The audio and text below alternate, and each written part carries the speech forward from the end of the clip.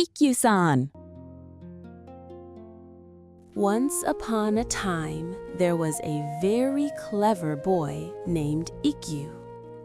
In his childhood, his name was Sengi Kumaru, and he lived apart from his mother. At the age of 6, Ikkyu became a young monk at a temple called Ankokuji. He was a smart boy who memorized sutras instantly every morning.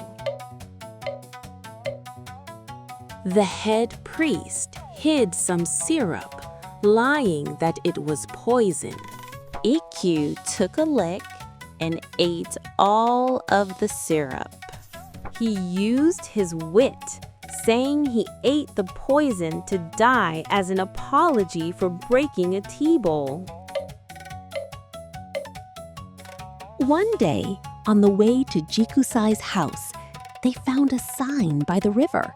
It said, "Do not cross this bridge, Hashi," and the priest was troubled. But Ikkyu smiled and said, "We just need to walk in the middle." Instead of the edge, Hashi, of the bridge, he walked confidently down the center.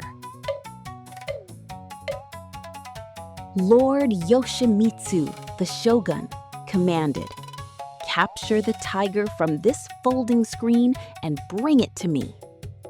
Ikkyu put on a headband, held a rope, and shouted, "I am ready. Now, someone please chase this tiger out of the screen." The shogun was amazed and exclaimed, "Brilliant!" The shogun tried to scold the priests for eating meat and fish. Ikkyu explained, "The throat is a highway, Kaido, where food travels. On a highway, it's natural for fishmongers, butchers, and tofu sellers to pass through." Even when the shogun pointed a sword, Ikkyu escaped the trap by saying, "I can't let a sword pass without checking if it's a thief." When Ikkyu blew out a ritual candle with his mouth, the priest scolded him. "The mouth is unclean, so you must not blow out the flame," said the priest. Ikkyu replied, "Then must we not chant sutras with our mouths either? If an unclean mouth chants sacred sutras, wouldn't that be even more disrespectful?" The priest found himself unable to say a word in return. Ikkyu had more than just wit. He had a very kind heart. He went to the house of a poor old woman who couldn't afford a funeral. Inside the rundown house, Ikkyu earnestly chanted sutras for her. The woman wept with joy, saying, "You are a living Buddha." When a servant was stepping over a threshold, Jikusai asked, "Is this person going out or coming in?" Ikkyu clapped his hands and asked back, "Did the sound come from my right hand or my left hand?"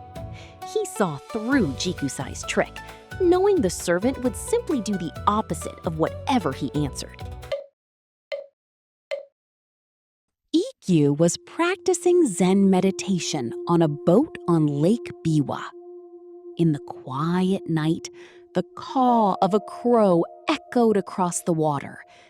Suddenly, Ikkyu realized, "Oh, I have been holding on to the wrong thoughts.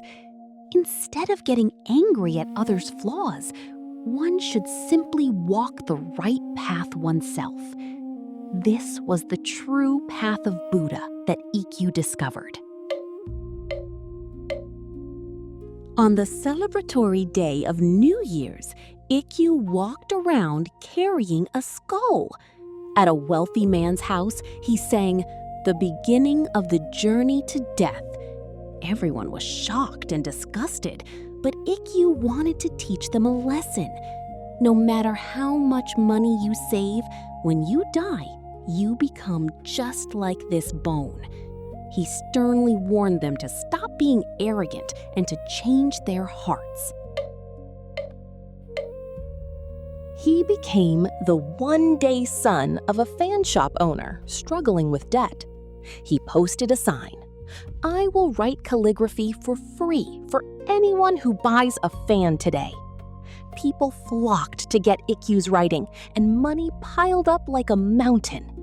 Ikkyu handed over the money, said goodbye, and returned to his hermitage. The shop owner paid off his debts and lived happily ever after. The emperor requested Ikkyu to become the head priest of Daitokuji Temple. However, he disliked associating with high-ranking people, fearing it would corrupt his heart. In the end, he accepted the position only on the condition that he could live in a small, quiet hermitage. Beloved by all, Ikkyu passed away peacefully at the age of 88. Even today, his kindness and wit are still remembered and told. The end.